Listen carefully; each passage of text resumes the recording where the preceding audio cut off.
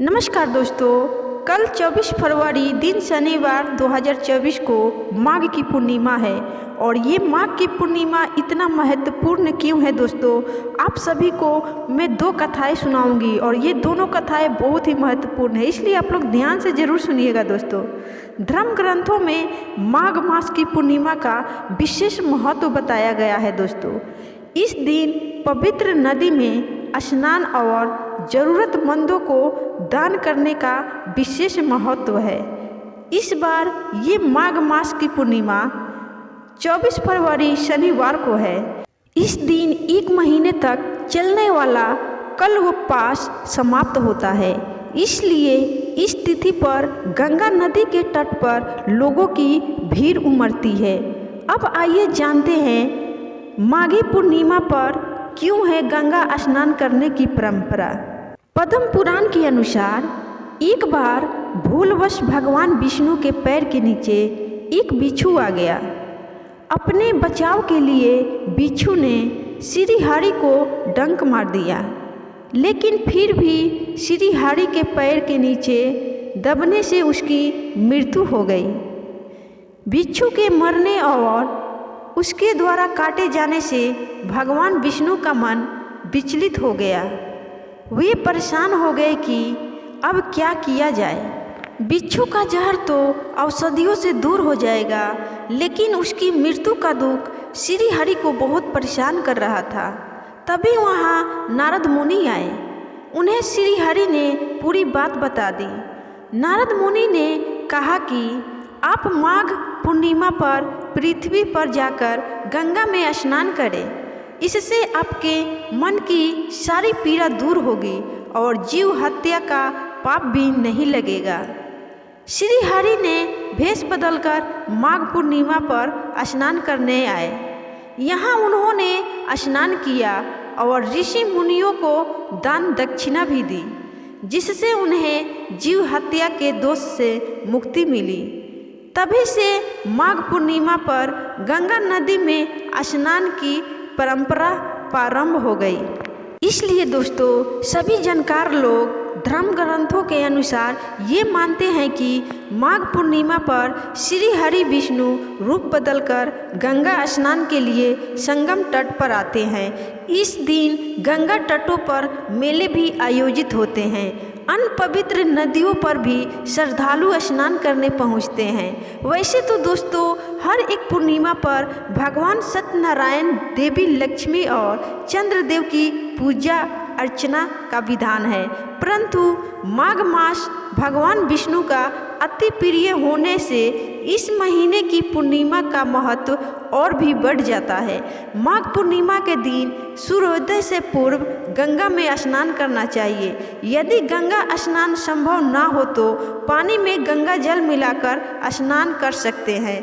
गंगा स्नान के उपरांत सूर्य देव को ओम सूर्याय नमः मंत्र का जाप करते हुए अर्घ्य देना चाहिए। इसके बाद लक्ष्मी नारायण की विधिवत पूजा करना चाहिए और शाम को चंद्रमा को अर्घ्य दे। और किसी कारणवश इस दिन जो भी भक्त ये व्रत नहीं कर पाते हैं, वे सिर्फ इस माघ पूर्णिमा व्रत की कथा जरूर सुने, जो मैं अभी इस वीडियो में आगे आप सभी को सुनाने वाली हूँ। क्योंकि इस कथा को सुनने मात्र से निसंतान व्यक्ति को संतान की प्राप्ति होती है, और जिसके पास पहले से ही संतान है, उसकी संतान पे आने वाले मृत्यु समान संकट भी तुरंत टल जाते हैं। तो आइए दोस्तों, इस महत्वपूर्ण कथा को शुरू करते हैं।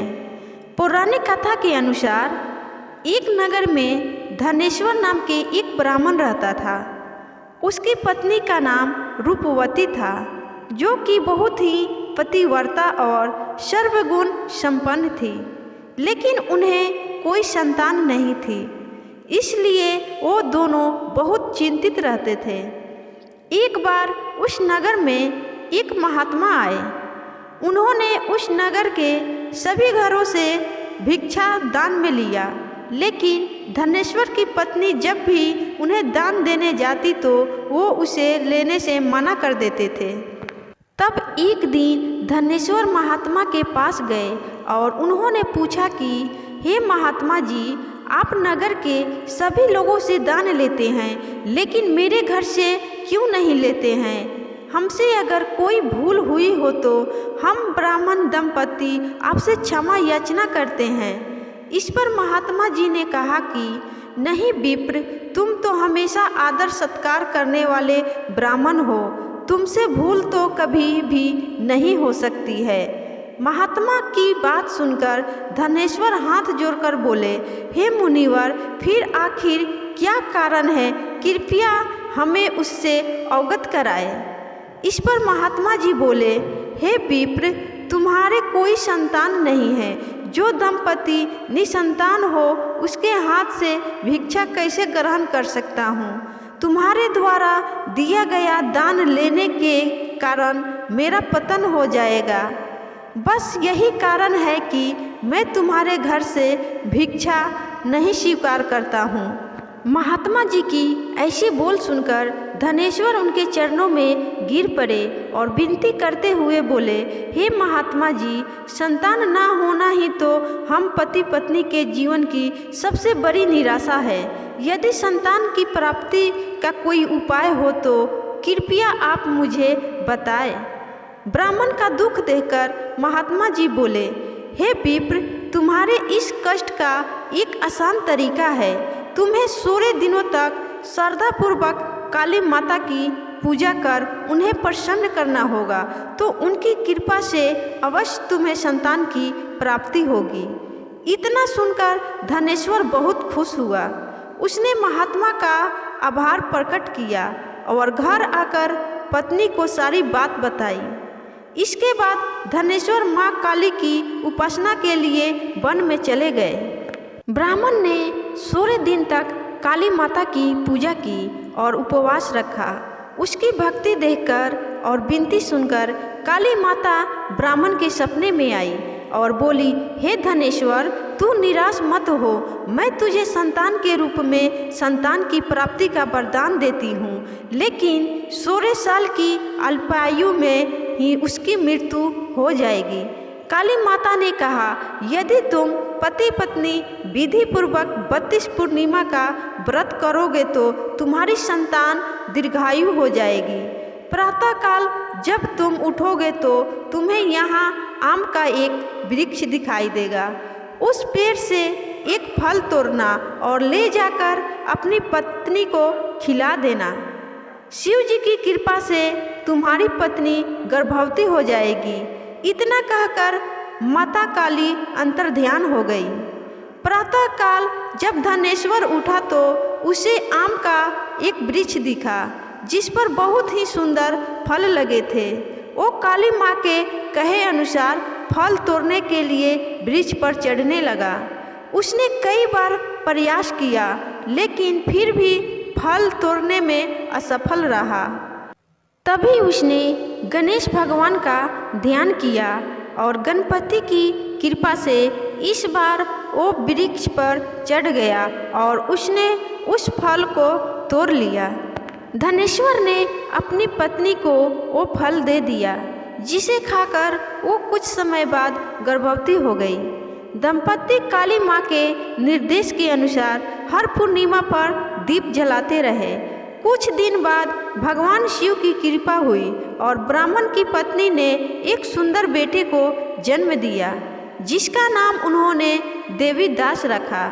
जब पुत्र 16 वर्ष का होने को हुआ तो माता पिता को चिंता होने लगी कि इस वर्ष उसकी मृत्यु ना हो जाए। इस पर उन्होंने देवीदास के मामा को बुलवाया और कहा, आप देवीदास को विद्या अध्ययन के लिए काशी ले जाओ और 1 वर्ष बाद वापस आना। दंपति पूरी आस्था के साथ पूर्णिमा का व्रत कर पुत्र के दीर्घायु होने की कामना करते थे। काशी प्रस्थान के दौरान मामा भांजे एक गांव से गुजर रहे थे। वहां एक कन्या का विवाह हो रहा था। विवाह होने से पूर्व ही उसका वर अंधा हो गया। तभी वर के पिता ने देवीदास को देखा और मामा से कहा, तुम अपना भांजा कुछ समय के लिए हमारे पास दे दो, विवाह संपन्न हो जाए उसके बाद ले जाना। ये सुनकर मामा ने कहा, यदि मेरा भांजा ये विवाह करेगा तो कन्यादान में मिले धन आदि पर हमारा अधिकार होगा। वर के पिता ने मामा की बात स्वीकार कर ली और देवीदास के साथ कन्या का विवाह संपन्न करा लिया। इसके बाद देवीदास पत्नी के साथ भोजन करने बैठा, लेकिन उसने उस थाल को हाथ नहीं लगाया। यह देखकर पत्नी बोली, स्वामी आप भोजन क्यों नहीं कर रहे हैं? आपके चेहरे पर ये उदासी कैसी? तब देवीदास ने सारी बात बताई। यह सुनकर कन्या बोली, स्वामी मैंने अग्नि को साक्षी मानकर आपके साथ फेरे लिए हैं। अब मैं आपके अलावा किसी और को अपना पति स्वीकार नहीं करूंगी। पत्नी की बात सुनकर देवीदास ने कहा, ऐसा मत कहो, मैं अल्पायु हूँ। कुछ ही दिन में मेरे 16 वर्ष की आयु होते ही मेरी मृत्यु हो जाएगी। इस पर उसकी पत्नी ने कहा कि स्वामी जो भी मेरे भाग में लिखा होगा वो उसे स्वीकार है। देवीदास ने उसे समझाने की बहुत कोशिश करी, लेकिन जब वो नहीं मानी तो देवीदास ने उसे एक अंगूठी दी और कहा, मैं काशी जा रहा हूँ, लेकिन तुम मेरा हाल जानने के लिए एक पुष्प वाटिका तैयार करो और उसमें भांति भांति के पुष्प लगाओ और उन्हें जल से सींचती रहो। यदि वाटिका हरी भरी रहे, पुष्प खिले रहे तो समझना कि मैं जीवित हूँ, और जब ये वाटिका सूख जाए तो मान लेना कि मेरी मृत्यु हो चुकी है। इतना कहकर देवीदास काशी चले गए। अगले दिन सुबह जब कन्या ने दूसरे वर को देखा तो बोली, ये मेरा पति नहीं है, मेरा पति काशी पढ़ने गया है। यदि इसके साथ मेरा विवाह हुआ है तो वर बताए कि रात्रि में मेरे और इनके बीच क्या बातें हुई थी और इसने मुझे क्या दिया था। ये सुनकर वर बोला, मुझे कुछ नहीं पता, और पिता पुत्र वहाँ से वापस चले गए। उधर एक दिन प्रातःकाल एक सर्प देवीदास को डसने के लिए आया, लेकिन उसके माता पिता द्वारा किए जाने वाले पूर्णिमा व्रत के प्रभाव के कारण वो उसे डस नहीं पाया। इसके बाद काल स्वयं वहाँ आए और उसके शरीर से प्राण निकालने लगे। देवीदास बेहोश होकर गिर पड़ा। तभी वहाँ माता पार्वती और शिव जी आए। देवीदास को बेहोश देखकर देवी पार्वती बोली, हे स्वामी, देवीदास की माता ने 32 पूर्णिमा का व्रत रखा था, उसके फल स्वरूप कृपया आप इसे जीवन दान दे। माता पार्वती की बात सुनकर भगवान शिव ने देवीदास को पुनः जीवित कर दिया। इधर देवीदास की पत्नी ने देखा कि पुष्प वाटिका में एक भी पुष्प नहीं रहा और वो जान गई कि उसके पति की मृत्यु हो चुकी है और वो रोने लगी। तभी उसने देखा कि वाटिका फिर से हरी भरी हो गई। ये देखकर वह बहुत प्रसन्न हुई। उसे पता चल गया कि देवीदास को प्राण मिल चुका है। जैसे ही देवीदास 16 वर्ष का हुआ, मामा भांजा काशी से वापस चल पड़े। रास्ते में जब वो कन्या के घर गए तो उसने देवीदास को पहचान लिया और प्रसन्न हुई। धनेश्वर और उसकी पत्नी भी पुत्र को जीवित पाकर बहुत खुश हुए। तो दोस्तों, ये थी माघ पूर्णिमा की 2 महत्वपूर्ण कथाएं। अगर आपको पसंद आई हो तो इस वीडियो को लाइक शेयर जरूर करिएगा दोस्तों। और इन दोनों कथाओं के अपने ध्यान से सुना है तो इन दोनों कथाओं में जितने भी देवी देवता का जिक्र हुआ है उनका नाम कमेंट में जरूर लिखिएगा दोस्तों। धन्यवाद।